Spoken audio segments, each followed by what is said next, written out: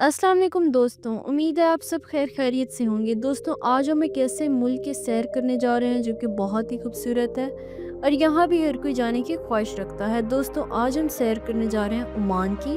Oman अरब दुनिया का वो खूबसूरत मुल्क जो अपनी कदीम तरीक कुदरती मनाजिर और मेहमान नवाजी के लिए मशहूर है। जोग्राफियाई महल वकूफ़ ये मुल्क मशरिक़ वस्ती में खलीज फारिस और बहरिया अरब के दरमियान वाक़िया है, जिसके हमसाया ममालिक सऊदी अरब, यमन और मुत्तहिदा अरब अमारात हैं। कदीम तरीक में ओमान का माजी हज़ारों साल पुराना है, जब उसे मजान के नाम से जाना जाता था। तांबे की कान कनी और समंदरी तिजारत का मरकज़। इस्लामी वारसा 7वीं सदी में यहाँ इस्लाम फैला और ओमान एक मजबूत इस्लामी सल्तनत बन गया, जो मशरक़ी अफ्रीका तक फैली।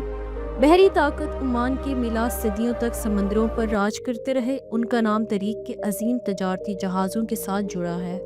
और दोस्तों, जदीद सल्तनत 1970 में सुल्तान काबूस बिन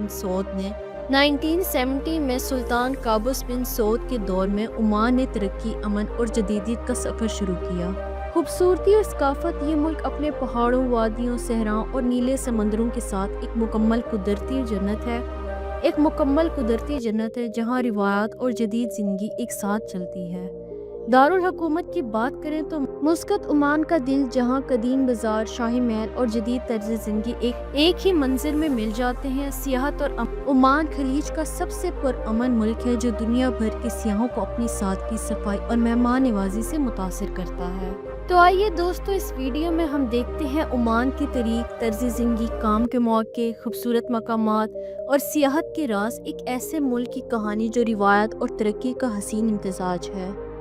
ओमान एक कदीम अरब मुल्क है जो मशरिक़ वस्ती में खलीज फारिस के जनूब मशरिक़ किनारे पर वाक़िया है। इसकी तारीख़ हज़ारों साल पर मुत्तहिद है और ये इलाका हमेशा से समंदरी तिजारत, सकाफत और इस्लाम की तस्वीर में एक अहम किरदार अदा करता रहा है। कदीम दौर में ओमान की सरजमीन कदीम ज़माने में मजान के नाम से जानी जाती थी। ये नाम सोमरी तहरीरों में भी मिलता है।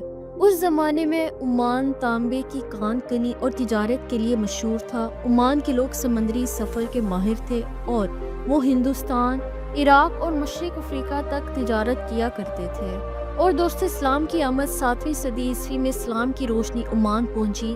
पैगम्बर इस्लाम के ज़माने में ओमान के दो हाकिमों, जाफिर और आबिद, जो बनी अल जलनदी कबीले से ताल्लुक़ रखते थे, इन्होंने इस्लाम कबूल किया। इसके बाद ओमान एक इस्लामी रियासत के तौर पर उभरा और इसकी बहरी ताकत मज़ीद मजबूत हुई।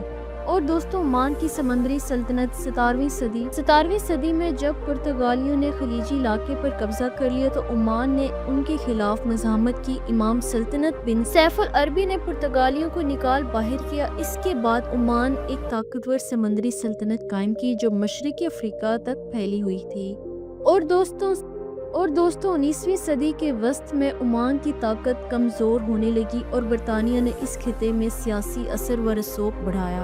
अगरचे ओमान कभी मुकम्मल बरतानवी कॉलोनी नहीं बना, लेकिन बरतानिया ने इसकी खारजा पॉलिसी पर काफ़ी असर डाला। सल्तनत ओमान की जदीद बुनियाद 1970 में सुल्तान काबूस बिन सऊद ने अपने वालिद को मज़ूल करके इक़्तिदार संभाला। इन्होंने ओमान को जदीद रियासत में तब्दील कर दिया। सड़कें, स्कूल, हस्पताल, फौज और मुआशरत के शोबे तेज़ी से तरक्की करने लगे। सुल्तान काबूस ने ओमान को एक पुरअमन, गैर जानबदार और सफारती तौर पर फाल मुल्क बनाया। आज दोस्तों, मौजूदा दौर में 2020 में सुल्तान काबूस के इंतकाल के बाद सुल्तान हाशिम बिन तारिक अल सऊद ने हुकूमत संभाली। आज का ओमान एक मुस्तकीम और तरक्की याफ्ता मुल्क है जो सियाहत, तेल व गैस और बंदरगाही तिजारत से अपनी मौशियत को मजबूत बना रहा है। दोस्तों, अगर ओमान का तर्ज ज़िंदगी देखा जाए तो ओमान का तर्ज ज़िंदगी रिवायात और जदीदियत का हसीन इम्तिजाज है। यहाँ के लोग कदीम अरब रिवायात को संभाले हुए हैं, मगर साथ ही जदीद सहूलियात और इल्मी म्यार ज़िंदगी से भी लुत्फ़ अंदोज़ होते हैं। ख़ानदानी ज़िंदगी में ओमान में ख़ानदान को बहुत अहमियत दी जाती है। अमूमन लोग मुश्तरका ख़ानदानी निज़ाम में रहना पसंद करते हैं। वालिदैन, बुज़ुर्गों और बच्चों के दरमियान एहतराम, मोहब्बत और ज़िम्मेदारी का रिश्ता मजबूत होता है। और दोस्तों, औरतों को तालीम, कारोबार और सरकारी इदारों में काम करने की आज़ादी हासिल है, मगर इस्लामिक दार के मुताबिक हबाब और वक़ार को बरकरार रखा जाता है। مذہبی و سماجی روایات اسلام عمانی معاشرت کی بنیاد ہے لوگ سادہ مگر روحانی زندگی گزارتے ہیں۔ رمضان، عید الفطر اور عید الاضحیٰ یہاں بڑے جوش و خروش سے منائی جاتی ہے۔ مساجد زندگی کا مرکز ہے جہاں لوگ نہ صرف عبادت بلکہ سماجی تعلقات بھی مضبوط کرتے ہیں۔ ایسے ان کے لباس عمانی مرد عام طور پر سفید لمبا لباس پہنتے ہیں اور سر پر روایتی کمہ یا مسرا باندھتے ہیں۔ خواتین رنگین لمبے عبایا یا جلابیہ پہنتی ہیں جن پر خوبصورت کڑھائی ہوتی ہے۔ اور دوستوں اگر رہائشی ماحول کی بات کریں تو عمان کے شہروں میں جدید عمارتیں، کشیدہ سڑکیں اور صفائی نمایاں ہیں۔ دیہی علاقوں میں اب بھی روایتی طرز کے پتھریلے یا مٹی کے مکانات دیکھنے کو ملتے ہیں۔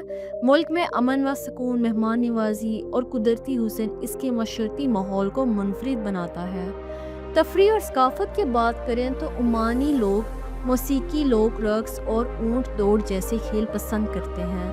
عمان میں جدید شاپنگ مالز کے ساتھ ساتھ تاریخی بازار بھی ہیں جہاں ہاتھ کی بنی اشیاء، خوشبوئیں اور روایتی زیورات ملتے ہیں۔ دوستو عمان میں کام اور روزگار روزگار کے مواقع متنوع ہیں اور یہ ملک خلیجی خطے میں معاشی استحکام، امن و امان اور کاروباری سہولتوں کی وجہ سے خاص اہمیت رکھتا ہے۔ اہم شعبے عمان کی معیشت زیادہ تر تیل اور گیس پر مبنی ہے، مگر حکومت نے دیگر شعبوں کو بھی فروغ دیا ہے تاکہ ملک کو صرف تیل پر انحصار سے آزاد کیا جا سکے۔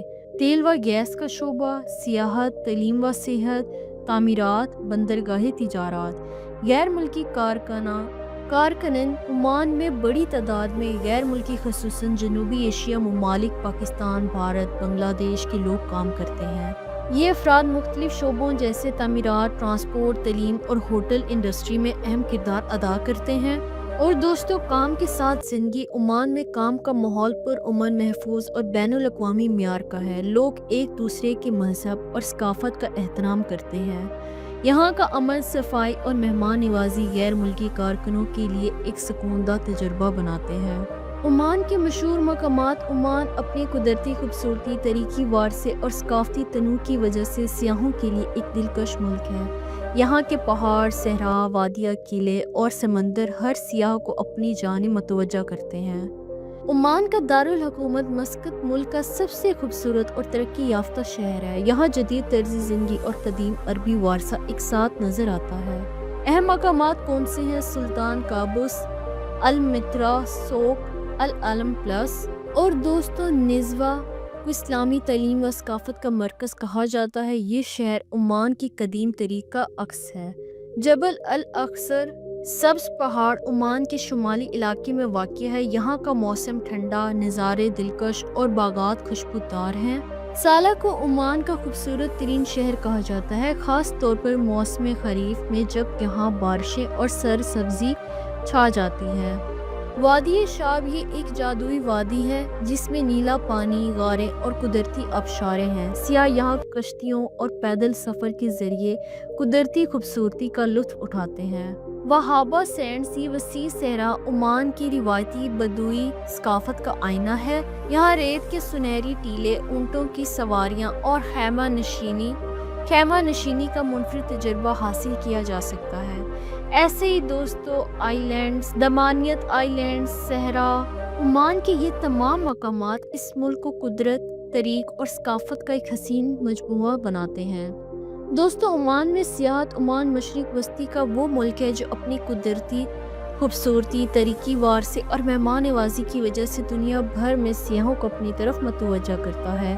یہ ملک جدید سہولیات کے ساتھ ساتھ عربی روایات اور ثقافت کا بھی امین ہے جو ہر مسافر کے لیے ایک یادگار تجربہ ثابت ہوتا ہے۔ عمان کی تاریخ ہزاروں سال پرانی ہے۔ یہاں قدیم قلعے، محل اور بازار موجود ہیں جو اسلامی اور عربی فن تعمیر کا شاہکار ہیں، جیسے کہ نزوہ قلعہ، بہلا قلعہ، المترا سوق اور العالم پلس۔ قدرتی سیاحت۔ عمان اپنی متنوع قدرتی مناظر کے لیے مشہور ہے۔ بلند و بالا پہاڑ، نیلی وادیاں، وسیع صحرا اور خوبصورت ساحل۔ سیاح زیادہ تر ان جگہوں پر سیر کرنے جاتے ہیں۔ ساحلی تفریح۔ عمان کے ساحل خلیج عرب اور بحریہ عرب کے کنارے پر پھیلے ہوئے ہیں۔ یہاں کے ساحل صاف، پرسکون اور قدرتی حسن سے بھرپور ہیں۔ اور دوستو، عمان کے اگر ویزے کی بات کریں تو عمان ایک پرامن اور مہمان نواز ملک ہے جو دنیا بھر کے سیاحوں، طلباء اور ملازمین کے لیے کھلا ہے۔ اگر آپ عمان کا سفر کرنا چاہتے ہیں تو آپ کو اپنی ضرورت کے مطابق ویزا حاصل کرنا ہوگا، جیسے کہ سیاحتی ویزا، ملازمت ویزا، تعلیمی visa, family visa, transit visa. تو ان میں آپ بآسانی ویزا حاصل کر سکتے ہیں۔ تو امید ہے کہ میری آج کی ویڈیو آپ کو اچھی لگی ہوگی۔ نیکسٹ ویڈیو کے لیے اجازت دیں، تب تک کے لیے اللہ حافظ۔